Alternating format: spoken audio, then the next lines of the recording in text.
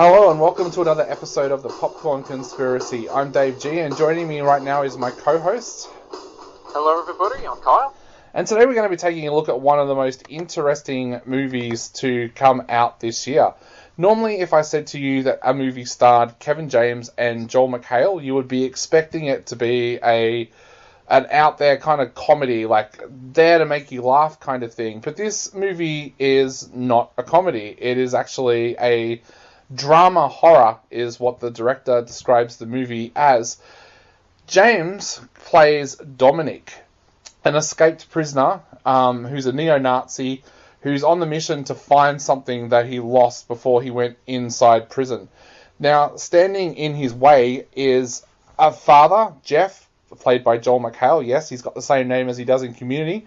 His teenage daughter, who he's mending the relationship with, Becky, played by Lulu Wilson, and his wife-to-be, Kayla, played by Amanda Brugel, and her son, Ty, played by Isaiah Rockcliffe. Now, things are a little bit testy between Jeff and Becky because Becky is recovering from the fact that her birth mother died only a year earlier, and Jeff has just told her that he is about to marry Kayla. So the last thing she's in the mood for is a psychopath like Dominic turning up to cause more stress for her family. Now, mate, this movie took me by complete surprise when I sat down to watch it because I didn't check to see what genre it was. I just saw Joel McHale, Kevin James, and expected a comedy. What did you think when you sat down to watch this and saw that it was anything but a comedy? Yeah, well, because I had heard that Kevin James was going to be playing like some kind of a neo-Nazi and some like really violent film coming up, and so I was pretty excited for it. I didn't even know that Joel McHale was in it until I sat down to watch it. But I was really interested to watch it because I wanted to see what Kevin James could do with such a very different role than he's ever played before. Yeah, like as you say, he always plays like just a dumb fat guy, or pretty much the in Adam Sandler movies, he largely feels like the Chris Farley replacement guy, you know? Yeah. So yeah, I was really excited to see what he could do in this, and also the title character played by Lulu Wilson, she's quickly becoming, or has already kind of become a new scream queen teenage movie star, kind of like starring in a whole various amount of horror movies like Jamie Lee Curtis used to. Yeah. And I was interested to see what they would do, because this is like a much darker, gorier film than either of them have done before. Unfortunately, I thought the movie faltered a little in its writing and its direction. Between the movie has 2 directors and 3 writers. So between that, there's 5 different creative minds at work here, and I think that may have resulted in kind of a loss of focus as to what type of movie they should have been making and what tone they should have taken with it. It is a very simple, violent Home Alone style movie, and that could have worked and taken advantage of the actors that they had in it. I feel had it had a bit more of a comedic or dark comedy, self-aware nature, or had the script or characters been a lot better. Even if they had kept a really dark, serious tone that it had, but the actual script being a lot better, I think it would have paid off a lot more. What did you think of it, dude? I enjoyed it, but I'm like you. I thought that in one way they kind of had too many bad guys. There was a lot of times where the character of Dominic, Kevin James's character, was gone off screen for 10 minutes or longer. There was plenty of scenes where it was Apex, played by Robert Malliot, versus Becky kind of things. I thought that I know this sounds really bad, but I kept on thinking of this movie that I remember watching when I was a kid, where John Stamos played a violent criminal rapist and was menacing a family, and I realized that he's in nearly every scene in that film. And yeah, he's got a guy with him who's kind of like, dude, you shouldn't be doing this to this family. You can't touch the women kind of thing, which John Stamos does. But I think the movie worked because that menace was there because Stamos was in just about every scene. Whereas here, like I said, Kevin James seems to like disappear sometimes for 10, 15 minutes. And which I think is actually a bit of a shame because I thought that he, like I never looked at the character and thought that he wasn't believable because Kevin James was playing the character. I had other issues with his character in that he's supposed to be a neo-Nazi, but he doesn't really react differently with Kayla than others. Yeah. Like, I thought they really could have, if part of this movie's point was to make a point about neo-Nazis being bad guys, then the way he would have talked to Kayla as an African-American woman should have been very different to the way that he would talk to Jeff or talk to Becky. And it kind of didn't change. There was just one line in there about him mixing breeds. Yeah, not liking mixed breeds. I thought that was a bit of a letdown. I kept on thinking that perhaps that role should almost have been like Russell Crowe's role in Romper Stomper. Like I said, never once did I find the character non-believable because it was Kevin James. I found the character at times non-believable because it felt like even though the director wanted to make a gory movie, he kind of held back on Dominic's neo-Nazi principles. Yeah, they're definitely, like, I feel like almost all of the characters really were very surface level. I think that the story really did need to dedicate a lot more time to its characters. Like, especially, when I first started watching the movie, I was thinking that they needed to spend a lot more time with Becky and her father, his new girlfriend, and her son, before having the gang of criminals come in and shake their lives up. But it was only a while later, like, that I realized that was kind of a problem with the entire film. Like, at the start, you only just get a sense of Becky and the problems that she's going through with dealing with the loss of her mother and her distancing herself from her dad, like kind of being a bit of a problem child. Yeah. And, yeah, before we know it, her father is ambushing her with a visit from his new girlfriend, and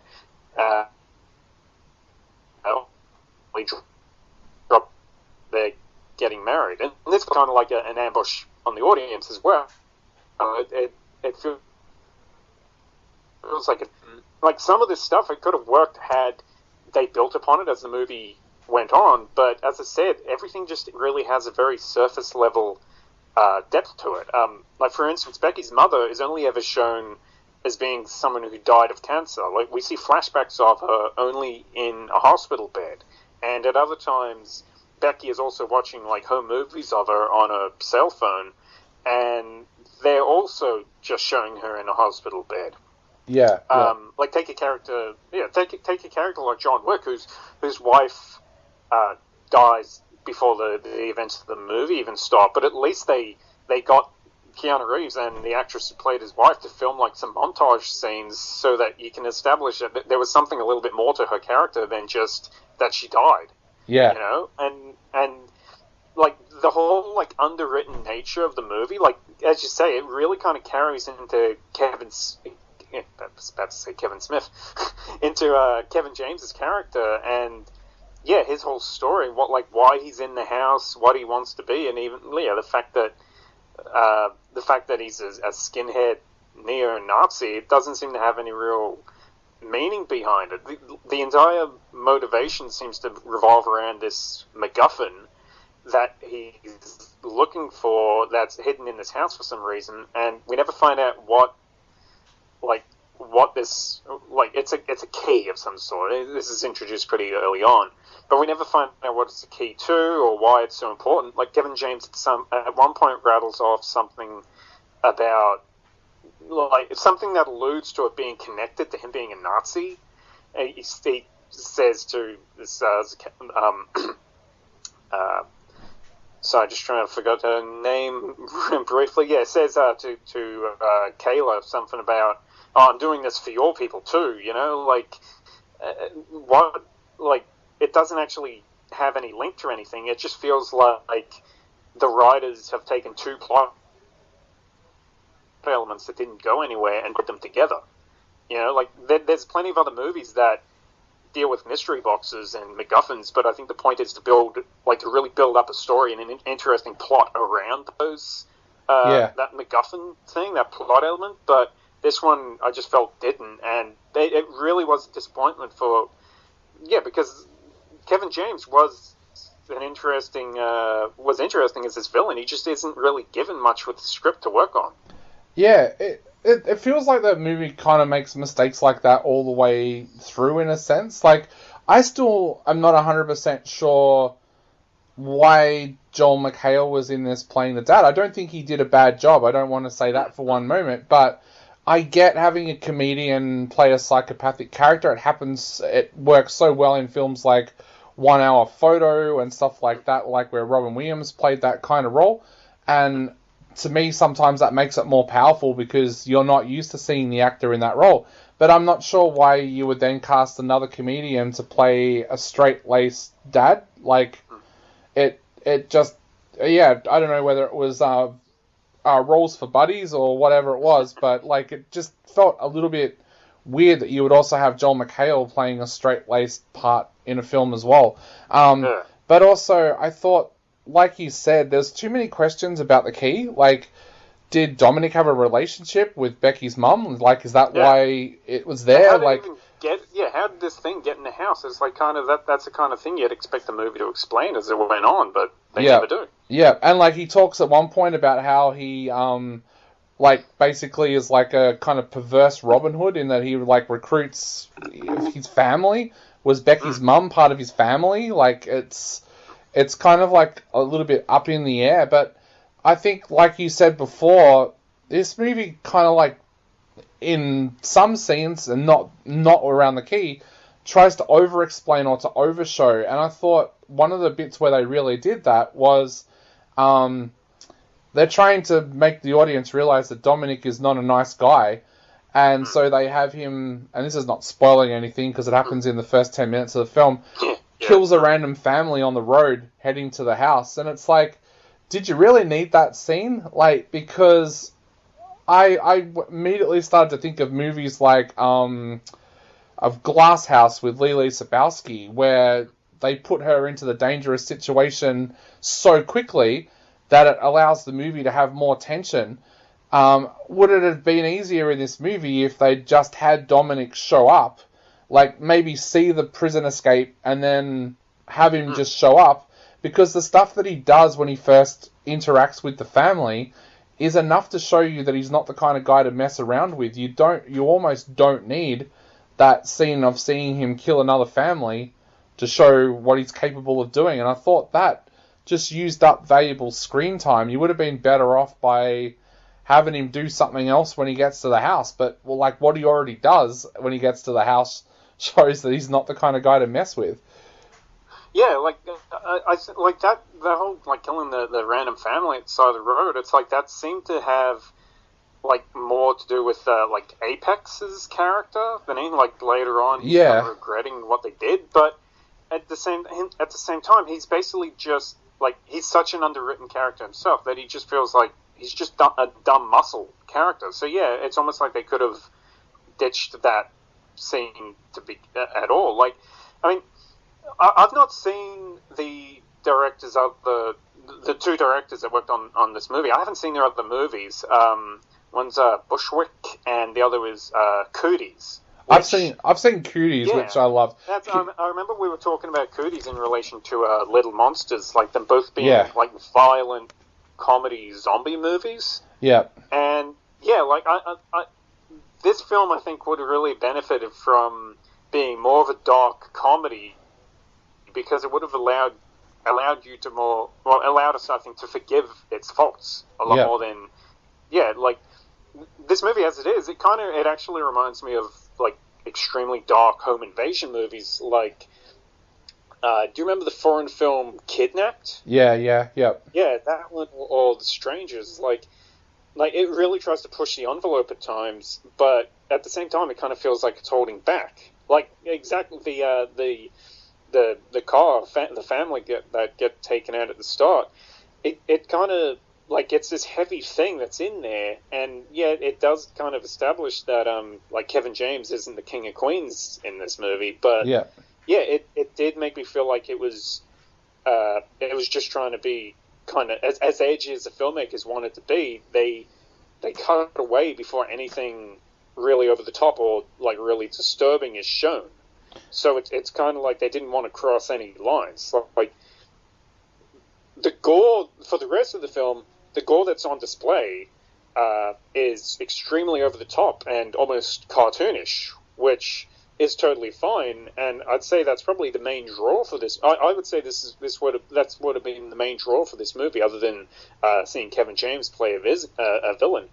But again, it probably would have been better in a more comedic movie, like this kind of really over the top violence in kind of like an extremely dark Home Alone type movie, like I don't know, that's something that really that sticks with me, like that the filmmakers, that the directors in particular really should have been kind of making something more in line with what Cooties was.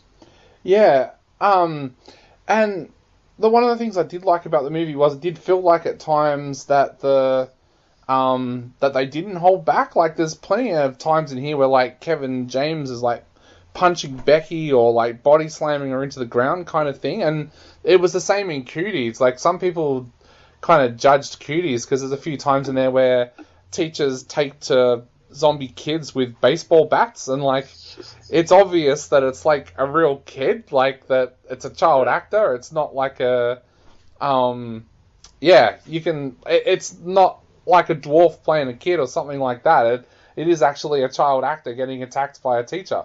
So yeah, it felt kind of weird that they didn't hold back with stuff like that, but then held back on things that you probably could have thought that they didn't have to hold back on, like the cartoonish kind of gore in parts. So yeah, the like I don't know.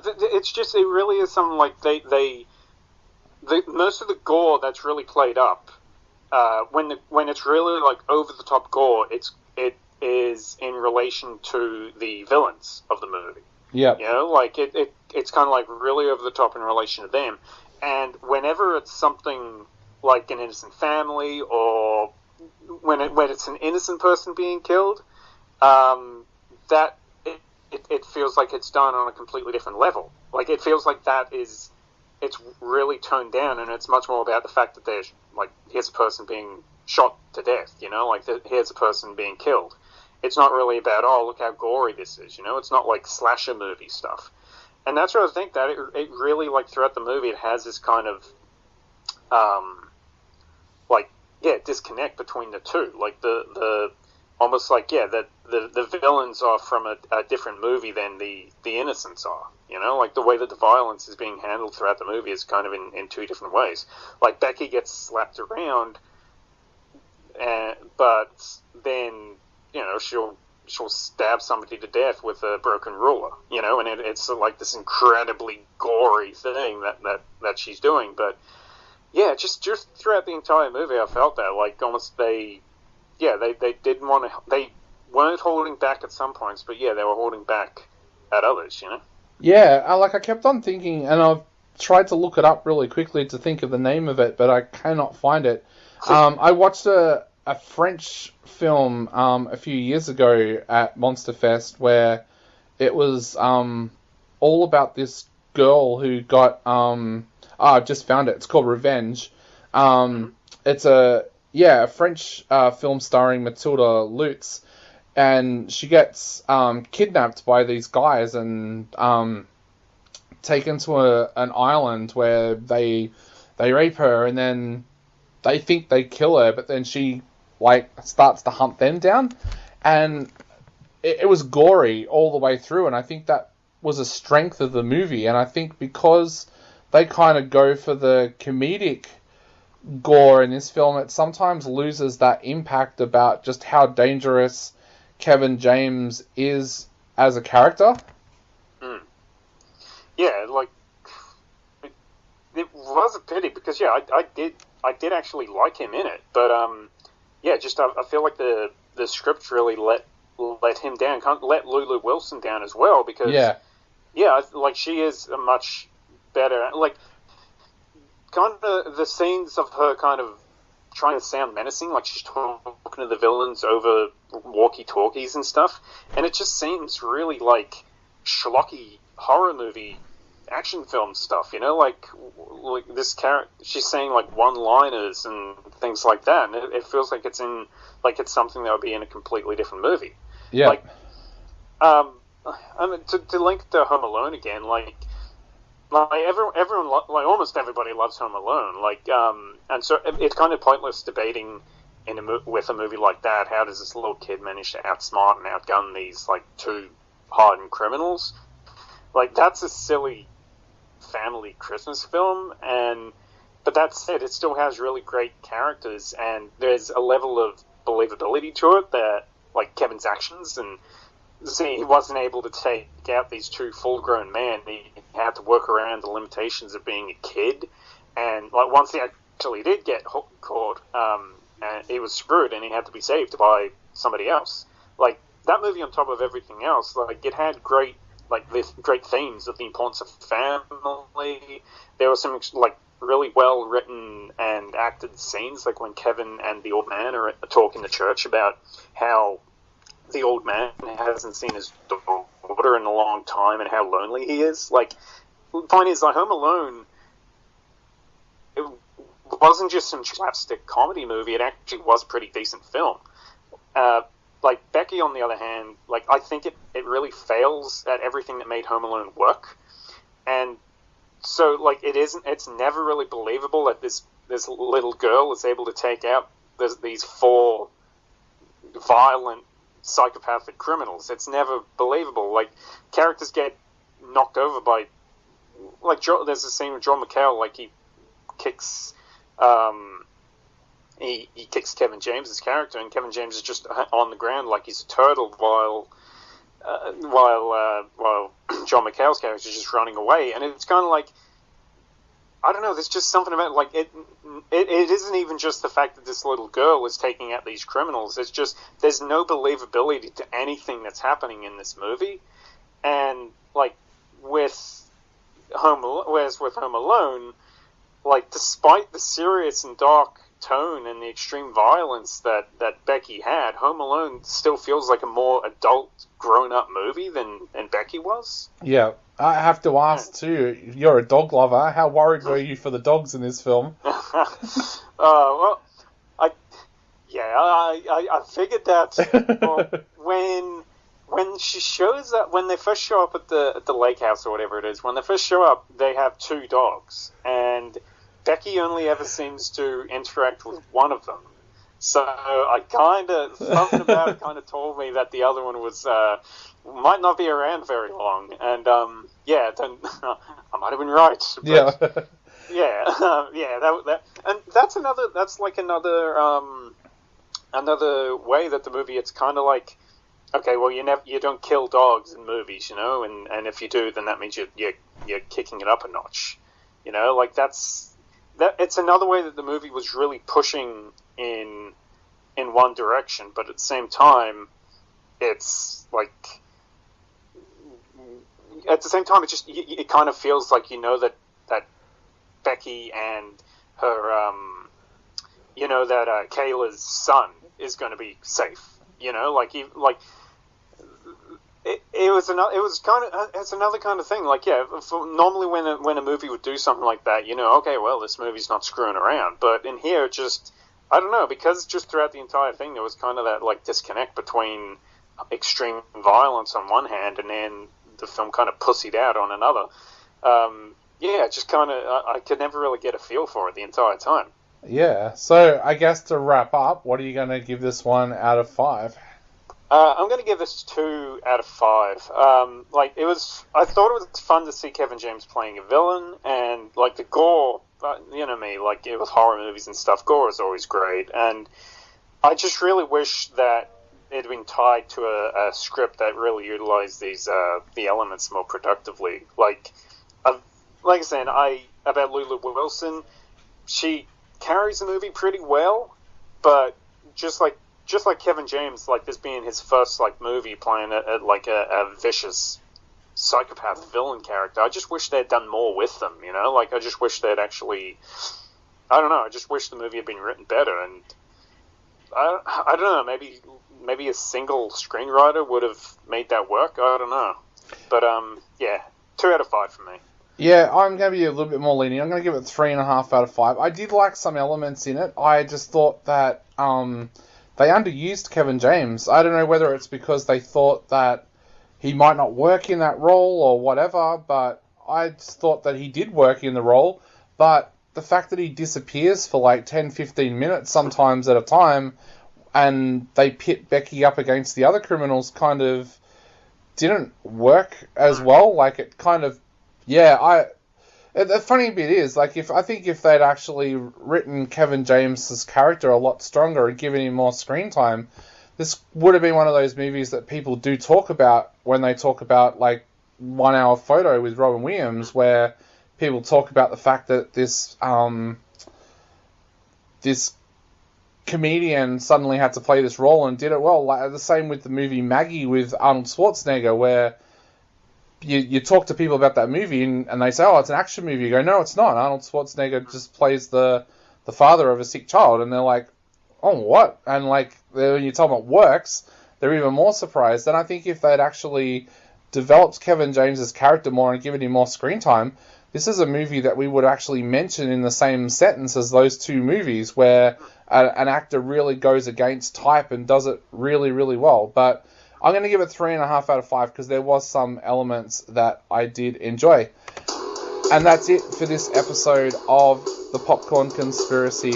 I gave Becky 3.5, Kyle gave it 2. We'll be back with another episode very soon, but for now, I'm Dave G. And I'm Kyle. And we'll be back soon with another episode of The Popcorn Conspiracy.